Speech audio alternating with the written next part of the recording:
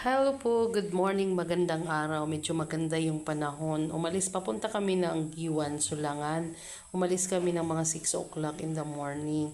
Pagkadating namin sa Giwan, kumain muna kami. Siyempre, hindi mawawala yung mga preskong isda. Ayan po, may inihaw at saka tinola. So, kumain muna kami, nag-breakfast kami.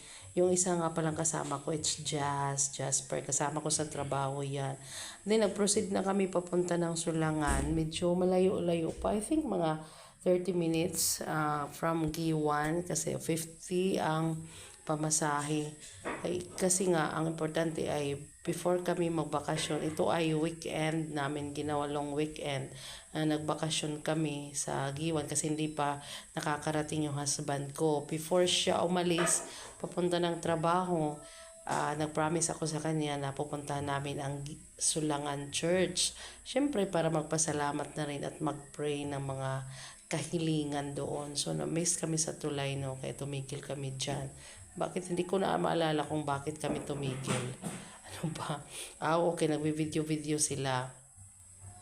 Then, proceed tayo mga kapatid. Medyo ako, grade 4 pa ako nakarating dito. And high school yata. I think second year yung pinaka-last ko.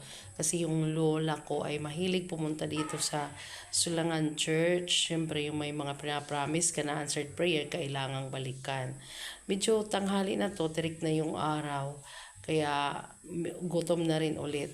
Ito po yung simbahan. Actually, marami kaming mga videos kaso lang nandoon sa kabila ng aking husband na memory card.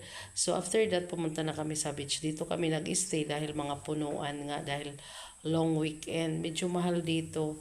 Okay naman yung lugar, malinis. Kaso lang yung aircon, on and off. Hindi siya nakakaya ng kuryente, no?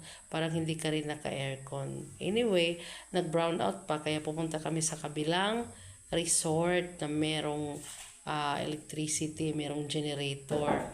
Kaya napaaga yung lunch namin kahit hindi pa kami magla-lunch para nga makapag-stay kami dyan sa kanilang resort, sa kanilang restaurant kasi may internet at the same time may ilaw. So hindi kami nainitan. So bumalik kami sa aming pinag-stayhan. Ayan si Jazz at saka si GM. Nagkayak sila. Hindi ko carry yon mga kapatid. Ang init. Sayang ang sunblock. Nag-sunblock pa. Sobrang init yan. Kaya si GM kasi gusto niya magkayak. Sinamahan na lang siya ng aking friend na si Jasper. Anyway, iisa lang kami na room, magkakasama kami ng aking husband. Ayan, medyo hapon na yan, paalis na din kami to explore naman sa ibang lugar, maliban sa pinag-iistihan namin. Yan, pinakita ko yung pinag-iistihan namin, kaso nga lang, yun din namin enjoy ang aircon, no? Pero na-enjoy namin ang lugar sa loading point. Ayan, sa loading point siya. Din papalabas na ulit kami.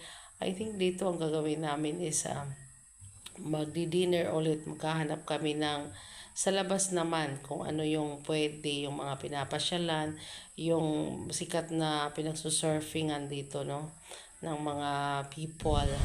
Hindi ko na matandaan kung anong lugar ito dito. Yan, dyan. Tapos ang katabi niyan ay kainan. Ayan, dyan kami magdi-dinner mga kapatid. Medyo mahirap lang pag walang service kasi kailangan magpakyaw ka ng sasakyan. Buti na lang, meron sila dyan tricycle na available para makauwi kami pabalik. Medyo mahal din kasi yung pag nagpakyaw tayo ng tricycle. Sabi ko nga, mas maganda naman dito. Kaso lang, Sulangan kasi yung target namin. Ayan, makapatid sobrang hangin dyan. Kaya, na-enjoy namin yung view. Ito naman yung swimming pool. Gusto mag-swimming si GM. Kaso lang gabi na baka sipunin. Kaya hindi ko na siya pinayagan. Anyway, maganda ang lugar. Thank you!